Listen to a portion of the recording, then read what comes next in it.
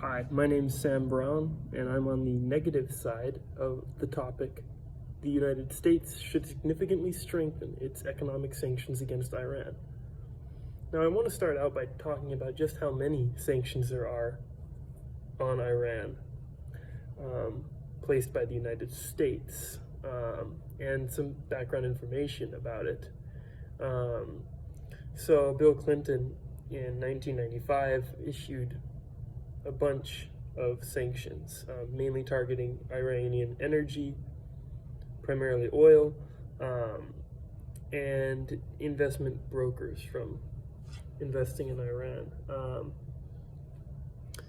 According to Reuters, in September 2019, a U.S. official stated that the United States will sanction whoever deals with Iran or purchases its oil.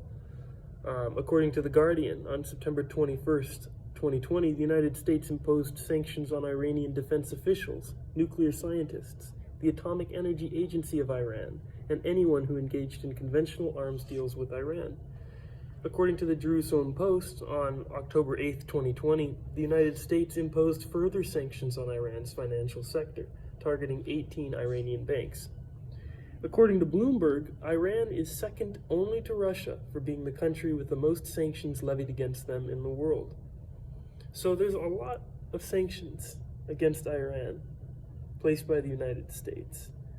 And now we have to ask ourselves, why were those sanctions placed? Well, there's a nuclear component. That's one component for the sanctions. And we have to talk about the Iran nuclear deal in order to understand some of why the United States sanctions Iran.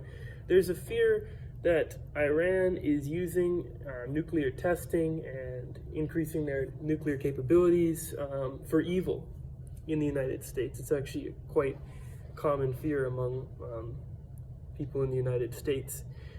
And the Iran nuclear deal, according to the Council on Foreign Relations, was a landmark accord reached between Iran and several world powers, including the United States, in July of 2015. Under its terms, Iran agreed to dismantle much of its nuclear program and open its facilities to more extensive international inspections in exchange for billions of dollars worth of sanctions relief. And then on May 8, 2018, Donald Trump announced that the United States would withdraw from the Iran nuclear deal. And then the UN said, we're not going to enforce that amongst our, not the UN, the EU said, we're not going to enforce that amongst countries trading with Iran. So it's really a mess surrounding the Iranian nuclear deal. In 2021, Joe Biden was like, we're going to come back into this deal with Iran. And then they started talking, and they started talking some more. And they haven't done it yet. And it's almost 2023, and the Iran nuclear deal is not, doesn't look like it's going to happen anytime soon. But why does this matter? It matters because it just shows how nuclear power is a big concern for the United States, and Iranian capability to have nuclear power is a big concern. However, not so much of a big concern that the United States is willing to make any concessions to get Iran to stop using nuclear power, but only as much of a concern insofar as it is a reason to impose sanctions. Sanctions, according to Richard N. Haas of Brookings, hurt the U.S. economy by limiting its exposure to outside funds. Additionally, Haas says sanctions are largely ineffective if the aims are large or if the time is short.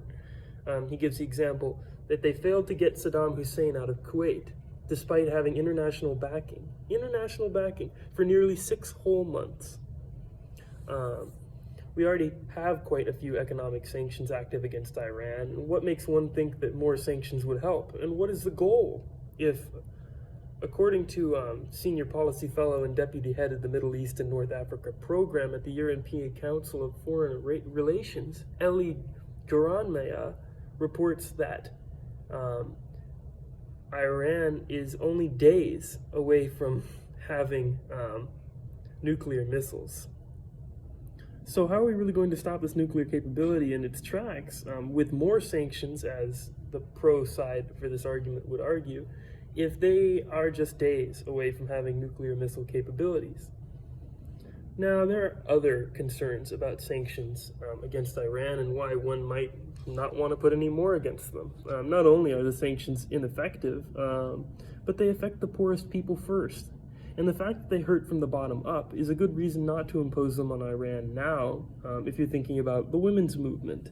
What do you think sanctions are going to do to support that? It's only going to crush the economy more, raise prices for poor people on goods, and cause the grassroots revolution that's happening in Iran to stagnate and die out, which is exactly what the Iranian government currently wants. So we should instead offer Iran deals toward removing existing sanctions, along with promising not to add any more sanctions to the list. Their country and our country would benefit from this. But adding more sanctions for the sake of adding more sanctions would be ineffective and pathetic compared to the issues at stake regarding human rights. This nuclear attack issue seems overblown given the fact that the United States has had years, literally almost 3 years, to renegotiate the terms of the Iran nuclear deal with a Democratic president that one of his campaign promises was to reinstate it, and we haven't done that yet.